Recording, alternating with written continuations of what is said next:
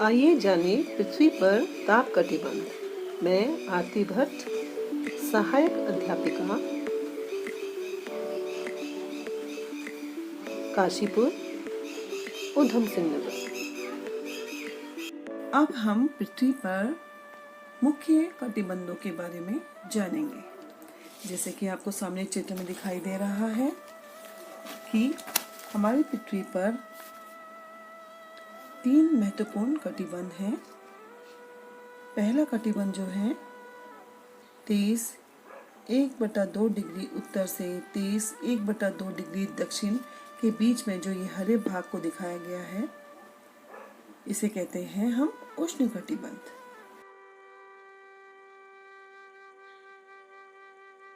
जैसे कि नाम से स्पष्ट हो रहा है कि कर्क रेखा और मकर रेखा के बीच सभी अक्षांशों पर सूर्य वर्ष में एक बार दोपहर में सिर के ठीक ऊपर होता है, इसलिए इस क्षेत्र में सबसे अधिक ऊष्मा प्राप्त होती है, इसलिए इसे उष्ण कटिबंध कहा जाता है। उष्ण का मतलब गर्म, गर्म कटिबंध कहा जाता है। यहाँ पे बहुत ज्यादा गर्मी होती है। उष्ण कटिबंध कर्क रेखा एवं मकर रेखा के बीच के सभी अक्षांशों पर सूर्य वर्ष में एक बार दोपहर में सिर के ठीक ऊपर होता है, इसलिए इस क्षेत्र में सबसे अधिक ऊष्मा प्राप्त होती है तथा इसे उष्ण कटिबंध कहा जाता है। जैसे कि बच्चों इस चित्र में दिखाई दे रहा है, ये जो बीच वाला भाग दिखाया जा रहा है, यह है उष्ण कटिबंध वाला भाग है।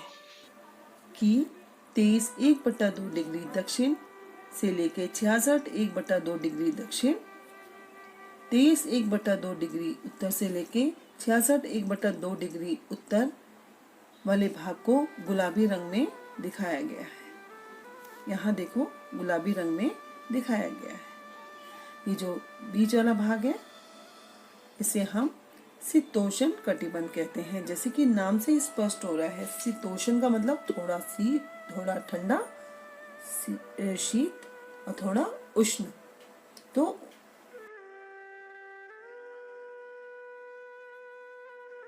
यहाँ पर तापमान जो होता है मध्यम होता है।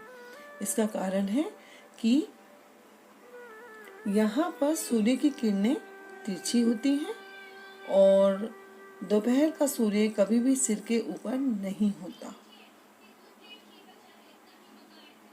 इसलिए यहाँ का तापमान मध्यम होता है, इसलिए इसे शीतोष्ण कटिबंध के नाम से जाना जाता है।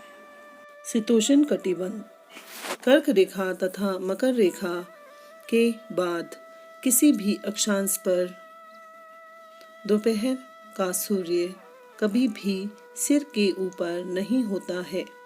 ध्रुव की तरफ सूर्य की किरणें तिरछी होती जाती हैं।